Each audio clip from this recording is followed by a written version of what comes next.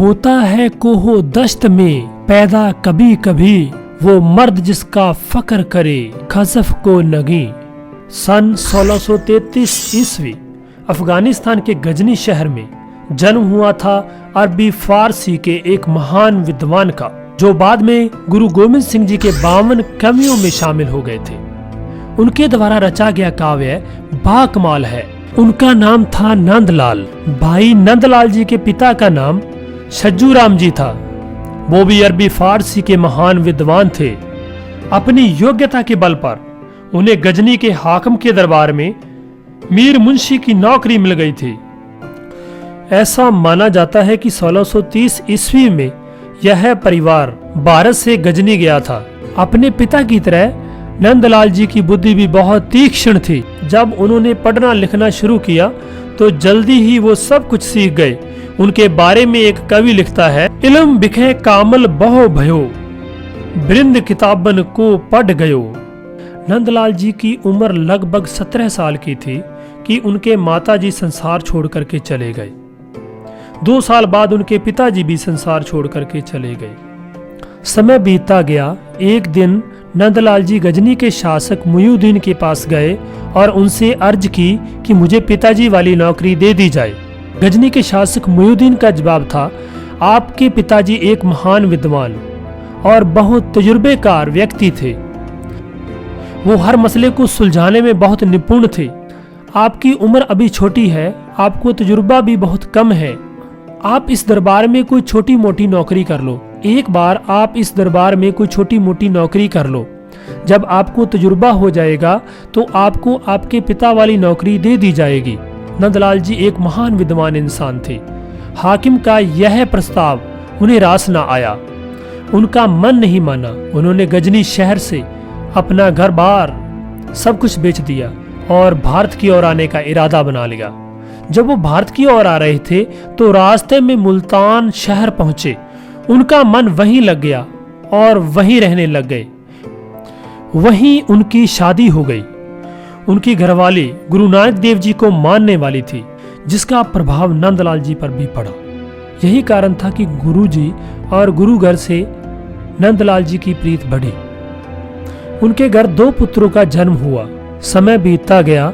नंदलाल जी ने गुरु जी के दर्शन करने का इरादा बना लिया और वो श्री अमृतसर की ओर चल पड़े।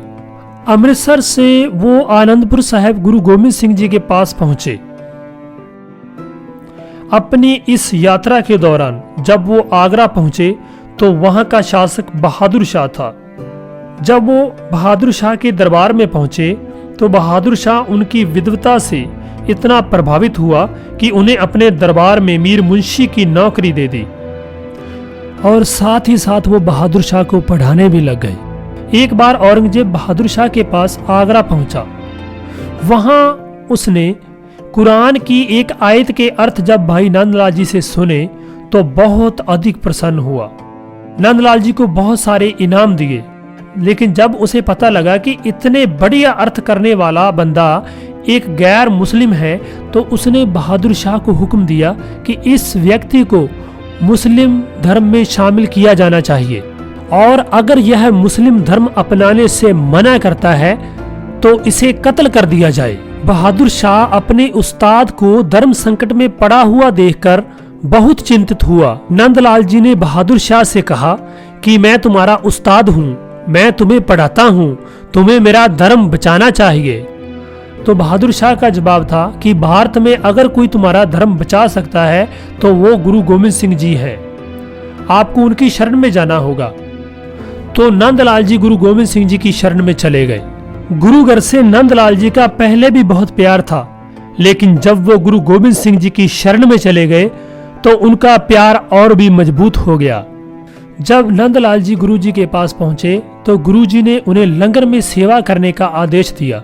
लंगर में सेवा करते करते संगत के बर्तन मांजते मांजते उनके मन के सारे अभिमान खत्म हो गए और वो एक महान से भी महान इंसान बन गए। वो लिखते हैं, ला अल सगे गुलाम गुरु गोविंद सिंह। इससे भाव कि नंदलाल गुरु गोविंद सिंह जी का एक गुलाम कुकर है। वो आगे कहते हैं, बाद जानिश फिदाए गुरु गोविंद सिंह, फर्क उबर पाए गुरु गोबिंद सिंह। इन पंक्तियों से भाव है कि भगवान करे कि नंदलाल की जान गुरु गोबिंद सिंह जी से कुर्बान हो जाए। भगवान करे कि नंदलाल का सिर गुरु गोबिंद सिंह जी के चरणों में हमेशा टिका रहे। उन्होंने काफी सारे काव्य की रचना की। गुरु गोबिंद सिंह जी ने आनंदपुर साहिब के आखिरी युद्ध से पहले स्थिति की नाजुकता को देखते हुए भाई नंदलाल जी को मुल्तान वापस भेज दिया। 1705 ईस्वी में मुल्तान में ही भाई नंदलाल जी का देहांत हो गया। आज की इस वीडियो में इतना ही। धन्यवाद।